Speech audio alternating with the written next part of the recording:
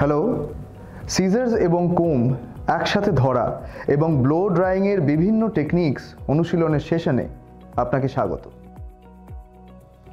আসুন আমরা এই অধিবেশনের উদ্দেশ্যগুলি দেখি।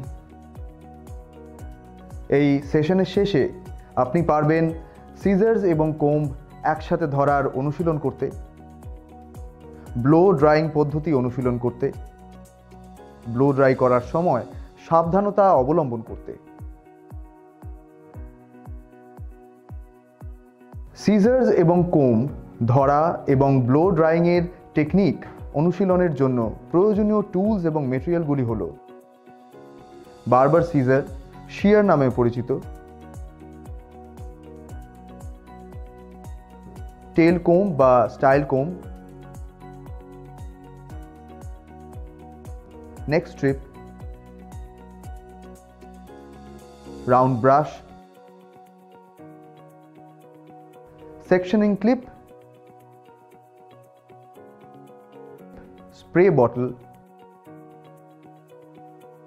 দুটি টাওয়েল, হেয়ার শ্যাম্পু প্রয়োজন অনুযায়ী, জল প্রয়োজন অনুযায়ী, trolley, hand dryer, styling products প্রয়োজন অনুযায়ী।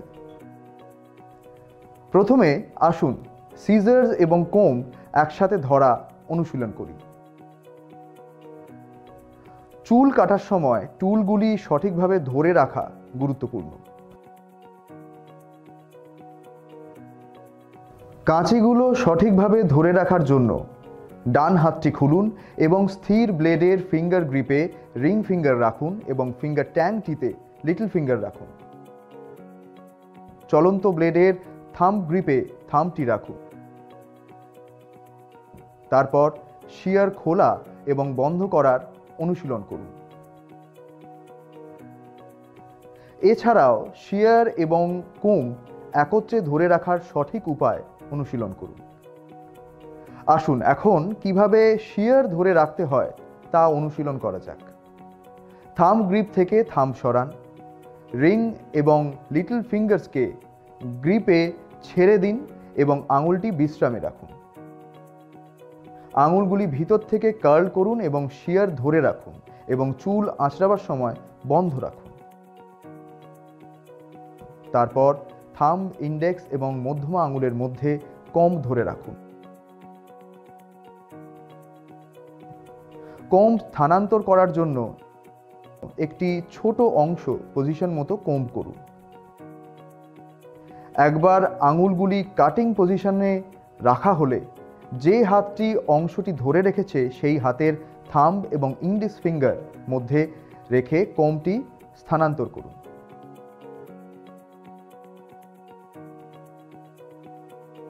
সাধারণত চুল কাটার সময় ওয়াইড এবং ফাইন টুথড কুমস ব্যবহার করা হয়।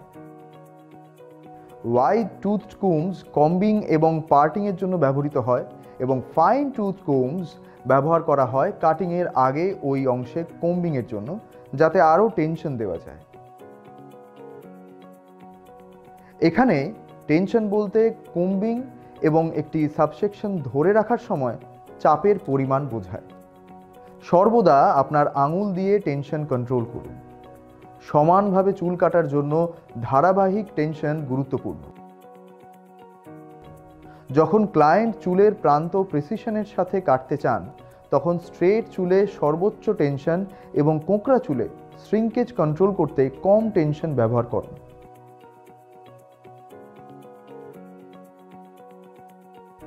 কানের চারপাশে বা স্ট্রং গ্রোথ প্যাটার্নসের হেয়ারলাইনগুলিতে সবচেয়ে কম টেনশন ব্যবহার করুন। এখন আসুন ডিফারেন্ট হেয়ার টাইপস এবং লেন্থের জন্য ব্লো ড্রাইংয়ের পদ্ধতিটি দেখি।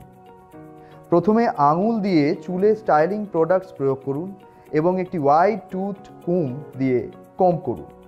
তারপর কোম্ব ব্যবহার করে চুলগুলিকে পছন্দসই শেপে ঢেলে দিন যাতে চুল স্টিল ওয়েট থাকে।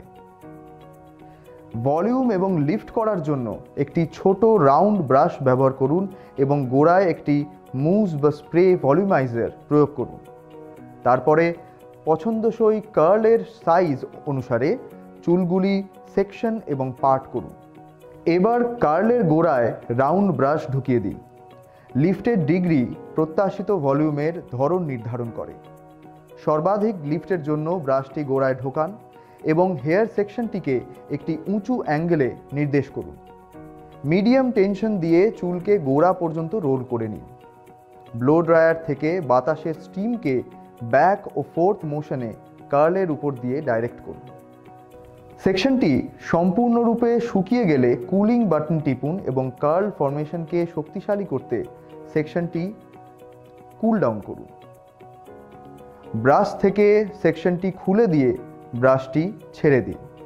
স্ক্যাল্পে কম লিফটের জন্য একই পদ্ধতি অনুসরণ করে সেকশনকে লো অ্যাঙ্গেলে ধরে রেখে শুরু করুন। স্টাইল বা শেপ দীর্ঘস্থায়ী করার জন্য স্ক্যাল্প এবং হেয়ার সম্পূর্ণরূপে ড্রাই হওয়া নিশ্চিত করুন। সবশেষে হেয়ার স্প্রে দিয়ে শেষ করুন। এরপরে আসুন শিখে নেওয়া যাক ব্লান্ট বা লং লেয়ার্ড, স্ট্রেট এবং ওয়েভি হেয়ারকে কিভাবে ব্লো ড্রাই করে স্মুথ স্ট্রেট স্টাইল করা যায়। প্রথমে আরও কন্ট্রোল স্টাইলিংয়ের জন্য ব্লো ড্রায়ারে নজল বা কনসেন্ট্রেটর অ্যাটাচমেন্ট সংযুক্ত করুন। চুলের পার্ট এবং সেকশন করুন যাতে শুধুমাত্র যে অংশটি শুকনো হয় তা ক্লিপে না থাকে। একটি লাইট জেল প্রয়োগ করুন।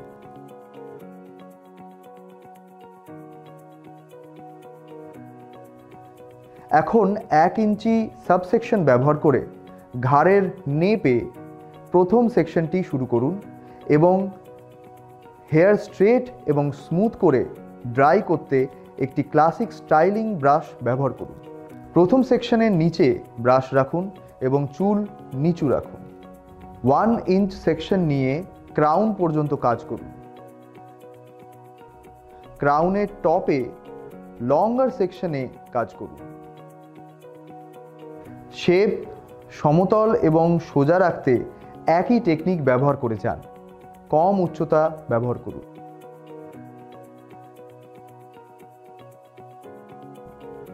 মুখ থেকে ফ্রিঞ্জকে সরাতে ফ্রিঞ্জ ব্যাক ব্রাশ করুন এবং একটি কার্ভড শেপ তৈরি করতে ব্রাশ দিয়ে চুলকে স্লাইটলি ফরওয়ার্ডে ঠেলে দিন। ড্রায়ারটিকে ধীর গতিতে রাখুন এবং নজলটি ব্রাশের দিকে নির্দেশ করুন। ড্রাইংয়ের পরে সফট লুকের জন্য ফ্রিঞ্জ মুখ থেকে স্লাইটলি সাইডে সরে যাবে।